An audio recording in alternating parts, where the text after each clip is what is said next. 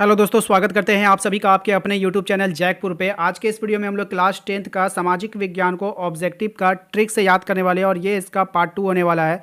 इसके पहले भी हमने पार्ट 1 चैनल पे अपलोड कर दिया है। यदि आप लोगों ने नहीं देखा है तो लिंक आपको डिस्क्रिप्शन में दे देंगे, वहाँ जा करके आप प्लेलिस्ट पर अपने सभी मॉडल सेट को देख सकते हो। तो समय आपके पास बहुत कम बचा है। जितने भी सवाल हम लोग करने वाले हैं सभी ट्रिक से याद करेंगे और इसी वीडियो में करेंगे। तो चलिए स्टार्ट करते हैं। साथ ही साथ यदि आप हमारे चैनल पे पहली बार आए तो प्लीज़ सब्सक्राइब करके घंटी के बेल आइकन को दबा लीजिएगा, ताकि आने वाले हर एक वीडियो का नोटिफिकेशन आपके मोबाइल पर जाता रहे। तो देखिए क्या है हमारा पहला सवाल। सबसे पहले सवाल में आपसे पूछा गया है कि जापान की सबसे पुरानी छपी पुस्तक कौन सी है। तो जापान का सबसे जो पुराना छपी पुस्तक है उसका नाम हो जाएगा डायमंड सूत्र। क्या हो जाएगा? डायमंड सूत्र जो होता है वो सबसे पुराना जो है क्या है, छपी हुई पुस्तक होती है। ठीक है, तो यहाँ पे बात कर रहा है जापान की सबसे पुरानी छपी पुस्तक की। ठीक है, तो भैया पुरानी चीज़ जो होती है ना वो वैसे भी क्या होती है, कीमती होती है। डायमंड क्या है? डायमंड एक कीमती चीज़ है। डायमंड क्या है बाबू? एक कीमती चीज़ है। अब पुरानी चीज़ क्या होती है? वैसे भी कीमती होती है। तो आपको यहाँ पे डायमंड की कीमत से आपको समझ में आ जाएगा कि जो पुराना क्या हो जाता है, पुरानी चीज़ क्या होती है, अपने आप में एक क्या होती है, डायमंड होती है। ठीक है, याद रखिएगा। नेक्स्ट क्या है, पहली प्रिंटिंग प्रेस का विकास किसने किया था? तो सबसे पहला प्रिंटिंग प्रेस का विकास किसने किया था आपको बताना है। सही जवाब हो जाएगा गुटेनबर्ग ने। सबसे पहले प्रिंटिंग प्रेस का विकास किया था गुटेनबर्ग ने। तो देखिए यहाँ पर प्रिंटिंग प्रिंटिंग से आप लोग को याद रखना है पीटना। प्रिंटिंग से क्या याद रखेंगे बाबू? पीटना याद रखेंगे। तो पीटना, और पीटने का काम कौन करता है? जो लोग पीटना पिटाई करते हैं, जो मार पीट करते हैं, वो लोग क्या चलते हैं, वो लोग गुट में रहते हैं। कहाँ में रहते हैं? गुट में रहते हैं। तो गुट से आपको गुटेनबर्ग याद आ जाएगा, प्रिंटिंग से आपको पीटना याद आ जाएगा। ठीक है, तो ऐसे आप लोग याद कर लीजिएगा ट्रिक से, क्योंकि समय आपके पास बहुत कम बचा है। अगला सवाल है, योहान गुटेनबर्ग ने पहली पुस्तक कौन सी छापी थी? तो योहान गुटेनबर्ग ने सबसे पहली पुस्तक जो छापी थी उसका नाम था, हमारा बता देते हैं, उसका नाम था बाइबल। क्या हुआ था? बाइबल। तो सीधे सी बात है, आप लोग को ये रखना है योहान गुटेनबर्ग क्या था? एक क्रिश्चियन था। योहान गुटेनबर्ग क्या था? एक क्रिश्चियन था। और कोई भी हो, चाहे कोई भी धर्म का होता है ना, तो वह पहला काम जो करता है वो धार्मिक चीज़ों से करता है। तो उन लोगों के पास जो है ना, क्रिश्चियन लोगों के पास बस मात्र एक ही धार्मिक पुस्तक है, उसके पास बाइबल है। ठीक है, क्या है? बाइबल है। तो उसने अपनी पहली जो स्टार्टिंग करना चाहिए वो किससे कही? कि बाइबल को छाप कर किया पहला। ठीक है, चलिए नेक्स्ट। अगर कह रहा है किसने कहा था कि मुद्रण ईश्वर की दी हुई महानतम देन है, सबसे बड़ा तोहफा है? किसने कहा था कि मुद्रण जो है ईश्वर की दी हुई महानतम देन है और सबसे बड़ा तोहफा है? सही जवाब हो जाएगा इसका मार्टिन लूथर ने। किसने कहा था? मार्टिन लूथर ने कहा था कि मुद्रण जो है ईश्वर की दी हुई महानतम देन है और सबसे बड़ा तोहफा है। अब देखो भाई, ईश्वर ईश्वर जब आपको पैसा देगा ना, मुद्रण से क्या हो गया, मुद्रण से मुद्रा। ईश्वर जब आपको कोई पैसा देगा, जब आपके पास पैसा आ जाएगा, ईश्वर आपको पैसा देगा, तो आप फिर क्या करोगे? मार्केटिंग करोगे। क्या करोगे? मार्केटिंग करोगे, है ना? क्या करोगे बाबू? मार्केटिंग करोगे। मार्केटिंग से आपको मार्टिन लूथर याद रखना है। ठीक है, थोड़ा थोड़ा हिंट्स मिलेगा आपको, ताकि आप अपने ऑप्शन को सही आंसर कर पाओ। ठीक है, अगले सवाल पे और क्या है, कह रहा है 1821 में संवाद कौमुदी का प्रकाशन किसने शुरू किया था? तो 1821 में संवाद कौमुदी का जो प्रकाशन किसने शुरू किया था? सही जवाब हो जाएगा इसका राजा राम मोहन राय ने। 1821 में संवाद कौमुदी का प्रकाशन राजा राम मोहन राय ने शुरू किया था। अब भैया यहाँ पे देख लो, कौमुदी, कौमुदी से होता है, देखिए कौमुदी से निकल कर आएगा एक वर्ड निकल के आ रहा है, कौम आ रहा है ना। कौमुदी से एक वर्ड निकल करके आ रहा है कौम, और संवाद का मतलब होता है बात। ठीक है, बात करना। ठीक है, तो भैया राम, ठीक है, राम जी से बात करने के लिए क्या होना चाहिए आपको? कौमी होना चाहिए। क्या होता है? किससे बात करने के लिए कौमी होना चाहिए? कौमी का मतलब होता है, कौमी एक तरह का उर्दू वर्ड हो जाता है। कौमी का मतलब होता है धार्मिक। कौमी का मतलब क्या होता है? धार्मिक। तो किससे संवाद करने के लिए आपको धार्मिक होना पड़ेगा? राम से बात करने के लिए क्या होना पड़ेगा? आपको धार्मिक होना पड़ेगा। ठीक है, यानी कि कौमी होना पड़ेगा। तो संवाद कौमुदी किससे संबंधित हो जाएगा? राम से। ठीक है, याद रखिएगा। अगला सवाल देखिए कि अमर जीवन नामक आत्मकथा किसने लिखा था? तो अमर जीवन नामक आत्मकथा को लिखने वाले थे आपके रास सुंदरी देवी। अमर जीवन नामक आत्मकथा को किसने लिखा था? रास सुंदरी देवी ने। चलिए इसको ट्रिक से याद करते। देखिए अमर जीवन, अमर जीवन का मतलब अपना जीवन। अपने जीवन की जो है आत्मकथा सुंदर तब होगी जब आपके जीवन में कोई देवी आएगी। क्या आएगी? आपके जीवन में कोई देवी अगर आ जाएगी तो आपके जीवन की जो आत्मकथा है ना वो सुंदर हो जाएगी। क्या हो जाएगी? सुंदर हो जाएगी। आपकी जीवन की जो कहानी है वो सुंदर हो जाएगी। किसके आने से? देवी के आने से। किसके आने से? देवी के आने से। तो रास सुंदरी देवी याद रखिएगा। अगला सवाल देखिए क्या है, केसरी समाचार पत्र का प्रकाशन किसने किया था? तो केसरी समाचार पत्र का जो प्रकाशन किया था वो किया था बाल गंगाधर तिलक ने। केसरी समाचार पत्र का जो प्रकाशन किया है वो किया है बाल गंगाधर तिलक ने। अब भैया केसरी से हो जाएगा आपका केसर, केसरी से क्या हो जाएगा केसर। आप इमेजिन करो ना, आप अपने बालों में क्या लगा रहे हो, केसर लगा रहे हो।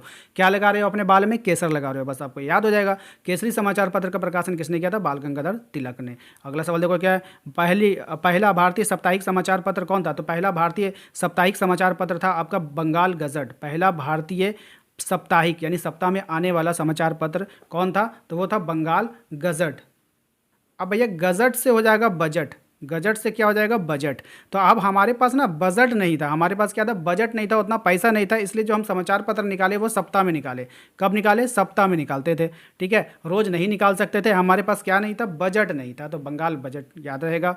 ठीक है, नेक्स्ट सवाल देखिए, कौन सी मृदा आमतौर पर लवणीय और रेतीली होती है, कौन सी मृदा आमतौर पर लवणीय और रेतीली होती है। सही जवाब देख लीजिए, इसका क्या हो जाएगा, मरुस्थलीय मृदा। कौन से हो जाएगा, मरुस्थलीय मृदा जो होगी वो आमतौर पर क्या हो जाएगा, रेतीली हो जाएगी। ठीक है, अगला सवाल देखिए। अब देखिए यहाँ पे ट्रिक लगाने की कोई आवश्यकता नहीं है। मृदा आमतौर पर लवणीय और रेतीली है, भैया वहाँ का मिट्टी जो है लवन है, तो लवन हो जाएगा तो ऐसे उससे कोई फल फूल उगेगा नहीं। दूसरी बात रेतीली हो जाएगा, मिट्टी जब रेतीली हो जाएगा तो अब कोई काम ही का नहीं है आपका, उसको मिट्टी खा भी नहीं सकते हो आप। ठीक है, यहाँ की मिट्टी तो खा भी लोगे, वहाँ की मिट्टी खा भी नहीं सकोगे, पचेगा ही नहीं। ठीक है, क्योंकि वो रेतीली है, तो इस तरह से वहाँ पर इंसान क्या हो जाएगा, मर जाएगा, तो मरुस्थलीय मृदा हो जाएगी। ठीक है, याद रखिएगा।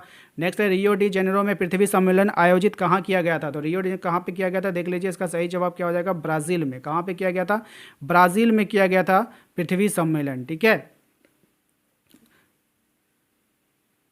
इसको ट्रिक से याद करेंगे कि मान के चलो कोई सम्मेलन हो रहा है, तो ठीक है, पृथ्वी का सम्मेलन हो रहा है, तो पृथ्वी के सम्मेलन में कौन कौन से देश आएंगे भाई, बड़े बड़े देश आएंगे। कौन कौन से देश आएंगे भाई, बड़े बड़े देश आएंगे। बड़े बड़े से आपको ब्राज़ील याद रखना है, बड़े बड़े से आपको ब्राज़ील याद रखना है।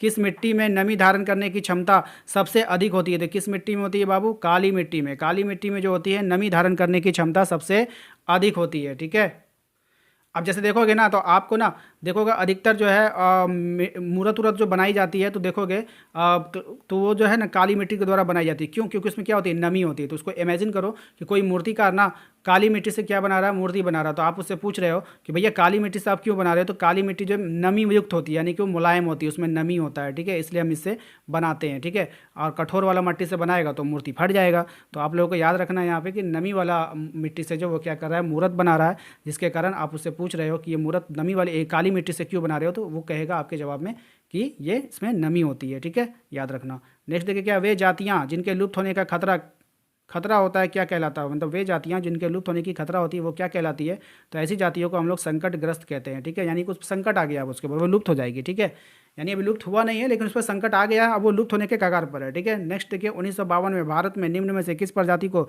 विलुप्त घोषित कर चुका है, तो किस प्रजाति को, एशियाई चीता को, है ना, एशियाई चीता जो है हमारा जो है विलुप्त हो चुका है। ठीक है, याद रखिएगा। क्वेश्चन नंबर 14 पे आते, कह रहा है कि वन और बंजर भूमि जो सरकार, व्यक्तियों और समुदायों को स्वामित्व में होता है उन्हें क्या कहते हैं, यानी ऐसी जमीन और भूमि उसको कहते हैं जो अवर्गीकृत, यानी इसका मतलब आप समझ लो, ऐसा वन और बंजर भूमि है जो सरकार, व्यक्तियों और समुदायों के स्वामित्व में होता है, यानी सरकार के पास भी है, व्यक्ति के पास भी और समुदायों के पास है, सबके पास है। तो अवर्गीकृत होता है, यानी उसका कोई जो है उसका दायरा नहीं खींचा गया है, कोई कहीं से भी इस्तेमाल कर रहा है उसको। ठीक है, तो अवर्गीकृत, उसको कोई वर्गीकरण नहीं किया गया है। ठीक है, याद रखना है सभी को। अगला सवाल है हमारा कि सदाबहार वृक्ष एक औषधीय पौधा वनस्पति है, यह किस राज्य में पाया जाता है। सही जवाब हो जाएगा इसका हिमाचल प्रदेश में। कहाँ में पाया जाएगा भैया, हिमाचल प्रदेश में पाया जाएगा। तो भैया यहाँ पे ट्रिक क्या हो जाएगा, बहार वृक्ष का जो होता है ना, वृक्ष का जो आंचल होता है, वृक्ष का जो आंचल होता है, देखोगे वृक्ष ऐसे फैला रहेगा, तो वृक्ष का जो आंचल होता है ना वो सबको अपने अंदर समेटे रहता है, यानी सबको फायदा पहुँचाता है, सबको छाँव देता है। तो एक तरह से क्या होता है, उसका आंचल होता है सदाबहार वृक्ष, यानी कि जो वृक्ष जो है हरा भरा रहेगा, बहार रहेगा, तो वो क्या होता है, अपने आंचल में आंचल के ऐसा फैला कर रखता है। ठीक है, तो इस तरह से इसको याद रखिएगा सदाबहार में। नेक्स्ट देखिए, क्या प्रचुर मात्रा में जल उपलब्ध होने के बावजूद जल दुर्लभता कैसी है, यानी कि आप लोग सुनते होंगे कि धरती पे जल जो है मतलब कि है ना 3 कोना जल है, 1 कोना ज़मीन है, तो ऐसा होने पर भी लेकिन जल दुर्लभता क्यों बनी हुई है, इसका जवाब देख लीजिए क्या हो जाएगा। इसका जवाब हो जाएगा औद्योगिक कचरा और रसायनों की जल में गुणवत्ता की कमी। ठीक है, यानी औद्योगिक कचरा और रसायनों से जल की गुणवत्ता में कमी आ गई है, यही इसका कहने का मतलब है। ठीक है, नेक्स्ट देखिए क्या है अगला सवाल, भारत में बॉक्साइट उत्पादक राज्यों के नाम बताना है। तो भारत में कौन से ऐसे राज्य हैं जो बॉक्साइट का उत्पादन करता है? तो सही जवाब हो जाएगा आपका झारखंड और उड़ीसा। तो झारखंड और उड़ीसा ऐसे राज्य हैं जो बॉक्साइट का निर्माण करता है, याद रखना है। यहाँ पर देखिए इसको याद कैसे रखेंगे, बॉक्साइट से आप लोगों को बक्सा याद रखना है, बॉक्साइट से आप लोगों को क्या याद रखेंगे, बक्सा याद रखेंगे। आपको याद रखना है कि चोर ना बक्सा लेके भाग रहा है, चोर बक्सा लेके भाग रहा है और भाग करके वो कहाँ छोड़ गया, झाड़ी में। झाड़ी में उसको क्या कर गया, छोड़ के चला गया और छोड़कर उड़ गया, ठीक है। झाड़ी में फेंक कर उड़ गया, झाड़ी में फेंक कर उड़ गया, ठीक है। याद रखिएगा झारखंड और उड़ीसा।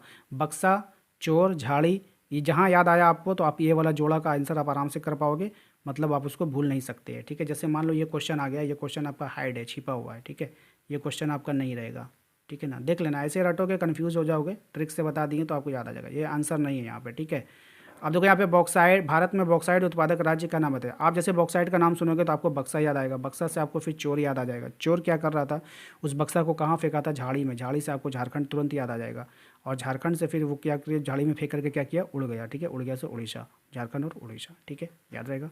नेक्स्ट, भारत में 2 प्रसिद्ध अभ्रक उत्पादक राज्यों के नाम बताना है। तो भारत का 2 प्रसिद्ध अभ्रक उत्पादक राज्य जो है वो हो जाएगा झारखंड और बिहार, ठीक है भैया। भारत का जो प्रसिद्ध अभ्रक उत्पादन क्या हो जाएगा, तो झारखंड और बिहार, ठीक है, याद रखिएगा।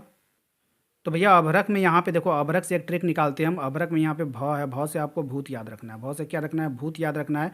भूत कहाँ पाया जाएगा, झाड़ी में। भूत कहाँ पाया जाएगा, झाड़ी में। कब तक पाया जाएगा, जब तक बिहान ना हो जाए, जब तक बिहान ना हो जाए। बिहान से होता है सुबह, सुबह जब तक ना हो जाए, ठीक है। बिहान से बिहार भी हो जाएगा ट्रिक में, तो जब तक बिहान ना हो जाए तब तक भूत कहाँ पाया जाएगा, झाड़ी में, ठीक है। तो अभ्रक से आपको इससे रिलेट कर लीजिएगा, ठीक है। नेक्स्ट है हमारा, भारत के 2 प्रमुख लौह अयस्क उत्पादक राज्यों के नाम बताइए। तो भारत के 2 प्रमुख लौह अयस्क उत्पादक राज्य जो हैं वो है आपका उड़ीसा और गोवा। कौन है भैया, उड़ीसा और गोवा जो है प्रमुख लौह अयस्क उत्पादक राज्य हैं। अब देखो यहाँ पे देखो क्या कह रहा है, लौह अयस्क। लौह से आपको लोहा याद रखना है भैया। लोहा, लोहा ना, लोहा जो है उड़ नहीं सकता है। लोहा जो है उड़ नहीं सकता है लेकिन गल सकता है। गोवा से हो गया गल, गोवा से हो गया गलना, गोवा से हो गया गलना, ठीक है। तो लोहा जो होता है वो उड़ नहीं सकता है। लोहा जो है आपका गल सकता है, गलेगा फिर बह सकता है गल करके, लेकिन लोहा उड़ नहीं सकता है। लोहा उड़ नहीं सकता है लेकिन लोहा क्या हो सकता है, गल सकता है। तो उड़ना और गलना, उड़ना और गलना आपको यहाँ पे याद आ जाएगा, तो जिससे आप इसका आंसर कर पाओगे। नेक्स्ट है, भारत के 2 महत्वपूर्ण मैग्नीज अयस्क उत्पादक राज्यों के नाम बताना है जहाँ पे मैग्नीज का उत्पादन होता है। सही जवाब देख लीजिए, इसका क्या हो जाएगा, मध्य प्रदेश और उड़ीसा हो जाएगा। क्या हो जाएगा बाबू, मध्य प्रदेश और उड़ीसा भारत के 2 प्रमुख मैग्नीज उत्पादक, मैग्नीज अयस्क उत्पादक राज्यों के नाम है मध्य प्रदेश और उड़ीसा। तो यहाँ पर देखिए ट्रिक सिंपल है, मैग्नीज है, म से मैग्नीज, म से मध्य प्रदेश, ठीक है। म से मैग्नीज, म से मध्य प्रदेश और यहाँ पे उड़ीसा इसके साथ में शामिल कर लीजिएगा, ठीक है। तो उम्मीद करते हैं कि आप लोगों को ये वीडियो पसंद आया होगा। वीडियो पसंद आया तो एक लाइक कर दीजिएगा। चैनल पे यदि पहली बार आए तो सब्सक्राइब कर लीजिए और इसी तरह के ट्रिक वाले सभी वीडियो को देखने के लिए लिंक आपको डिस्क्रिप्शन में दे दिया गया, वहाँ जाकर आप अपनी सभी वीडियो को देख सकते हो। मिलते हैं अगले वीडियो में, थैंक यू।